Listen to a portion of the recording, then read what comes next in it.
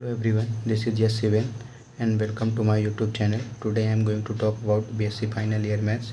So today the topic is the Riemann integral और what is the Riemann integral. इसको समझने से पहले या इसके क्वेश्चन को सॉल्व करने से पहले हम इसके कुछ बेसिक अप्रोच को समझेंगे। तो हम बात करते हैं इंटरवल।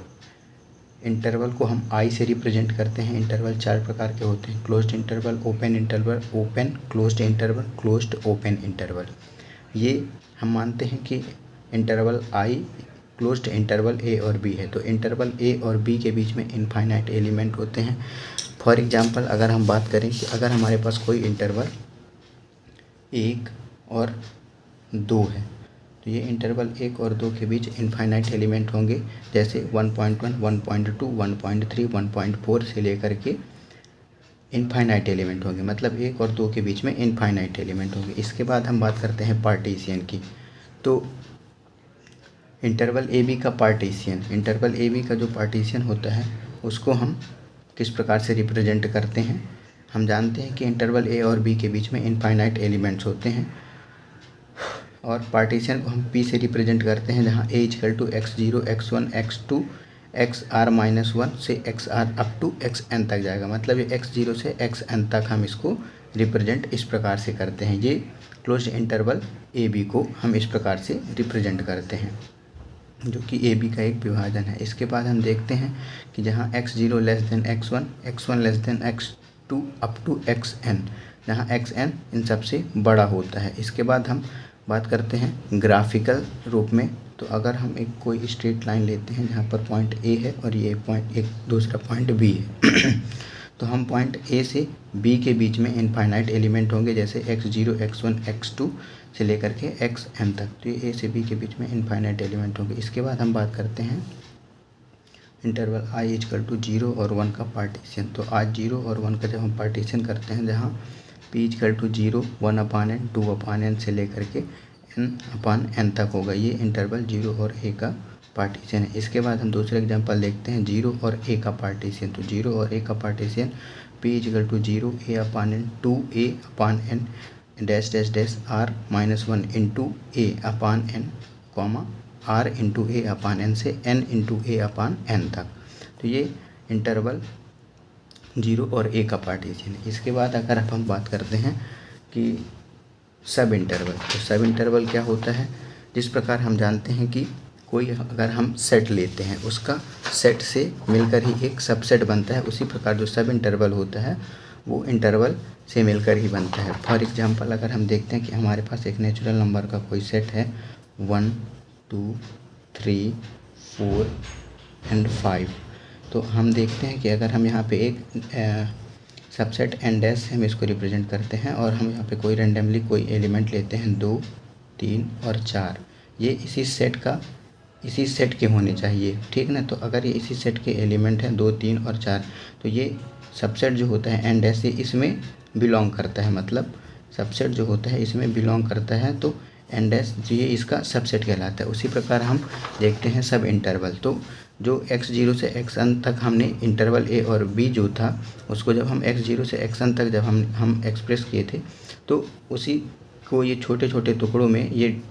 हम डिवाइड कर देते हैं। तो ये सब इंटरवल कहलाता है, जिसको हम I1 से रिप्रेजेंट कर रहे हैं, जो x0, x1, I2 को हम x1, x2 और IR को xr-1 इंटू XR से रिप्रेजेंट करते हैं। इसके बाद हम बात करते हैं लेंथ ऑफ सब इंटरवल।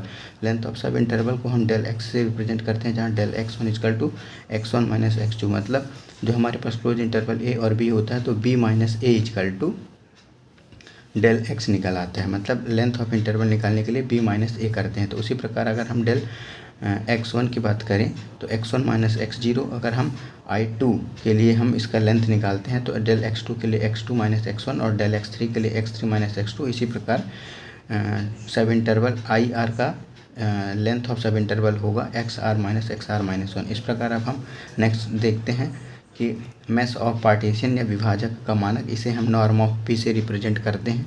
इसके डेफिनेशन से ही यह क्लियर होता है कि नॉर्म ऑफ पी जो होता है maximum of del x1, del x2, del xn।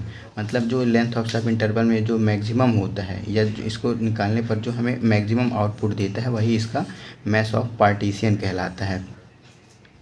For example अगर हम देखते हैं कोई एलिमेंट अगर हम लेते हैं 0 और 1, तो अगर हम इसको 4 पार्ट में डिवाइड करते हैं 0, 1/4, 1/2 और 1, इसके सब इंटरवल क्या होंगे 0 और 1/4,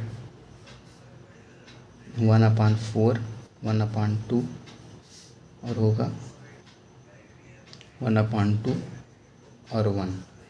तो इसमें जो भी सबसे मैक्सिमम होगा 1/4 minus 0 equal to 1/4, 1/2 minus 1/4 equal to 1/4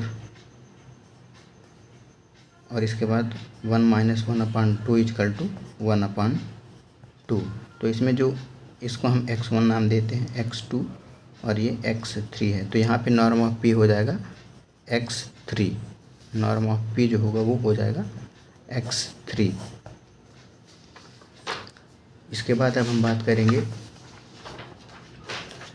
और 5 अगर हम कोई इंटरवल लेते हैं तब इस अंतराल a और b में 1 से छोटी सभी वैल्यू व 1 के बराबर, ये लोअर बाउंड कहलाते हैं। मतलब इंटरवल हम 1 और 5 लिए तो 1 से छोटी और 1 के बराबर जो वैल्यू होगी वह लोअर बाउंड कहलाएगी। इसको हम इस प्रकार से रिप्रेजेंट करते हैं, small m less than m dash belong to i, जहाँ i इंटरवल 1 और 5 है। अपर बाउंड में क्या होता है कि इस इंटरवल 1 और 5 में 5 से बड़ी व बराबर सभी वैल्यू, इसके लिए अपर बाउंड कहलाता है, जिसको हम capital M is greater than small m belong to i, जहाँ i होता है इंटरवल ये। इसके बाद हम बात करते हैं ग्रेटेस्ट लोअर बाउंड, महत्तम निम्न परिबद्ध।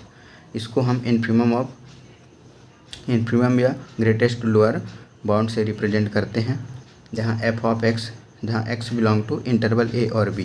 मतलब ग्रेटेस्ट लोअर बाउंड, मतलब ग्रेटेस्ट लोअर बाउंड का मतलब होता है लोअर बाउंड में सबसे बड़ा, लोअर बाउंड में सबसे बड़ा। तो a और b में सबसे लोअर, इससे भी लोअर, तो यहाँ पे सबसे लोअर a कहलाएगा, इसलिए यहाँ पर आ जाएगा फंक्शन ऑफ a। इसके बाद हम बात करते हैं न्यूनतम ऊपरी परिबद्ध, मतलब list upper bound. List upper bound में हम बात करते हैं तो इसमें होता है, इसको हम सुप्रीमम या LUB, मतलब least upper bound, upper bound में सबसे छोटा, मतलब बड़े में सबसे छोटा, बड़े में सबसे छोटा। तो इसको हम, ये इसका b से बड़ा इनफाइनाइट तक जाएगा तो सबसे बड़ा हम b ही कहलाएगा यहाँ पे। तो f ऑफ b, इसको हम इस प्रकार से रिप्रेजेंट करते हैं। अब हम बात करते हैं निम्न रीमान समाकलन, सम ऑफ लोअर रीमान इंटीग्रल। इसे हम LPF से प्रदर्शित करते हैं। माना अगर हमारे पास कोई क्लोज्ड इंटरवल a और b होता है, जिसका हम पार्टीशन इस प्रकार से करते हैं और इसका सब इंटरवल इस प्रकार से है IR equal to XR minus 1 into XR dash XR। इसके माध्यम से हम x1, x2, x3 कुछ भी फाइंड कर सकते हैं सब इंटरवल, और इसे हम निम्न प्रकार से परिभाषित करते हैं, जहाँ LPF equal to m1 del x1 plus m2 del x2 plus mx del xn equal to summation of r equal to n, जहाँ r इक्वल टू 1 रखने पर आउटपुट में m1 इंटू डेल x1 हमें प्राप्त हो जाएगा। इसके बाद r इक्वल टू 2 रखने पर ये प्राप्त हो जाएगा, और r इक्वल टू n रखने पर mn into del xn output में मिल जाएगा। इसके बाद हम डेल XR जो है ये अपना लेंथ ऑफ सब इंटरवल है, इसको हम इस प्रकार से रिप्रेजेंट करते हैं XR minus XR minus n। ये जो सब इंटरवल होता है इसमें b माइनस a के माध्यम से हम लेंथ ऑफ सब इंटरवल निकाल देते हैं, तो ये अपना LPF प्राप्त हो जाता है। इसके बाद हम बात करते हैं UPF की, जिसे हम sum of upper Riemann integral, sum of upper Riemann integral कहते हैं। इसे UPF से प्रदर्शित करते हैं। UPF equal to summation of r equal to 1 to n, जहाँ capital M equal to capital M into del XR, जहाँ del XR equal to XR minus XR minus 1, और यहाँ पे r इक्वल टू 1 रखने पर हमें m1 into del x1 capital m2 into del x2 capital mn into del xn प्राप्त हो जाएगा। ये sum of upper Riemann integral कहलाता है। इसके बाद हम बात करते हैं कि लोअर रीमान इंटीग्रल। तो लोअर रीमान इंटीग्रल क्या होता है?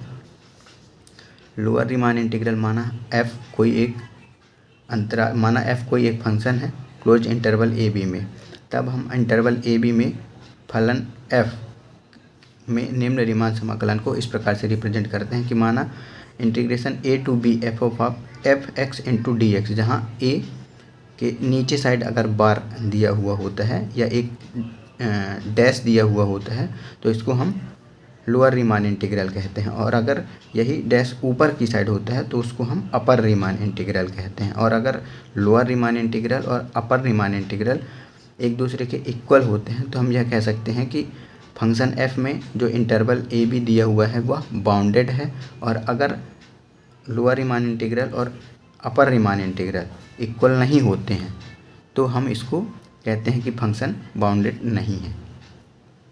तो ये होता है लोअर रीमान इंटीग्रल और अपर रीमान इंटीग्रल। इसके बाद हम इसके कुछ क्वेश्चंस को सॉल्व करेंगे नेक्स्ट वीडियो में।